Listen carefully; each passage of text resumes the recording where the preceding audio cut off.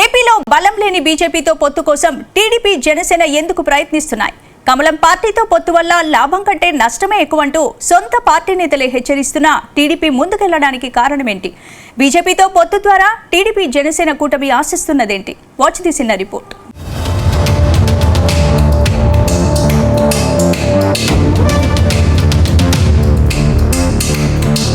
ఆంధ్రప్రదేశ్లో పొత్తుల వ్యవహారంలో కీలక పరిణామాలు చోటు చేసుకుంటున్నాయి. ఇప్పటికే ఎన్నికలకు కలిసి వెళ్తున్న టీడీపీ జనసేన బీజేపీని కూడా కలుపుకునేందుకు ప్రయత్నిస్తున్నాయి.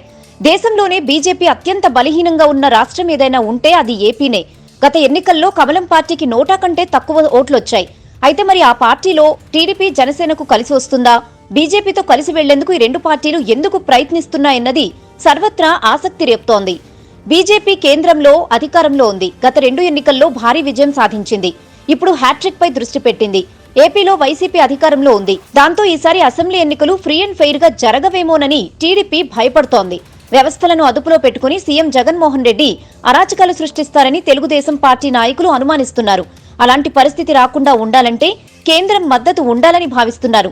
తమకు మద్దతుగా ఉండకపోయినా వైసీపీకి సపోర్టుగా కేంద్రం ఉండకూడదని చంద్రబాబు కోరుకుంటున్నారు. అందుకే బీజేపీతో మద్దతుకు టీడీపీ జనసేనలు సిద్ధమవుతున్నాయి.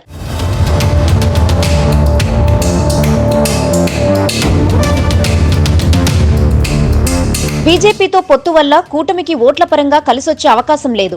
పైగా నష్టపోయే అవకాశాలే ఉన్నాయన్న అంచనాలు వ్యక్తమవుతున్నాయి. బీజేపీ పొత్తును వ్యతిరేకించే వర్గాలు కూటమికి దూరమయ్యే ప్రమాదం లేకపోలేదు. అసలు బలం లేని బీజేపీతో పొత్తులు పెట్టుకుని వారి వల్లే గెలిచామన్న భావన ప్రజల్లో కలిగించడం ఎందుకని టీడీపీలో వాదించేవారు ఉన్నారు.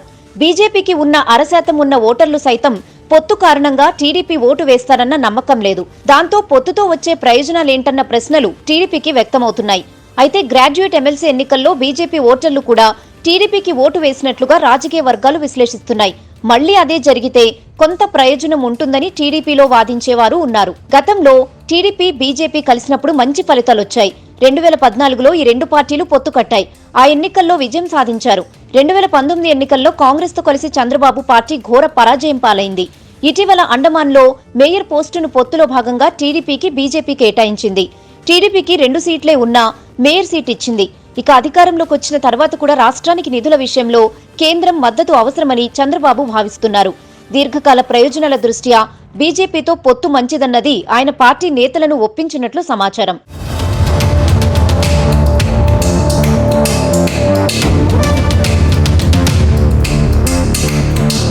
ఇక బీజేపీ ఈసారి సార్వత్రిక ఎన్నికల్లో 400 సీట్లు సాధించాలన్న లక్ష్యంగా ముందుకు వెళ్తోంది. బీజేపీ 2 సార్లు పూర్తి మెజార్టీతో కేంద్రంలో అధికారంలోకి రావడానికి కారణం ఉత్తరాది రాష్ట్రాలే.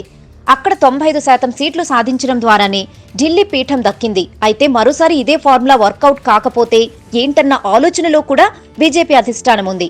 అక్కడ సీట్లలో కోత పడినా ఇబ్బంది లేకుండా ఉండేందుకు దక్షిణాది రాష్ట్రాలపై ఆశలు పెట్టుకుంది. అందుకే ఇక్కడ నమ్మకమైన మిత్రపక్షాల కోసం బీజేపీ చూస్తోంది. ఇందులో భాగంగా టీడీపీ వైపు చూస్తోంది. మొత్తం మీద మళ్లీ బీజేపీ, టీడీపీ, జనసేన కూటమి ఏపీ ఎన్నికల్లో బరిలో దిగితే ఎలాంటి ఫలితాలు వస్తాయన్నది ఉత్కంఠభరితంగా మారింది.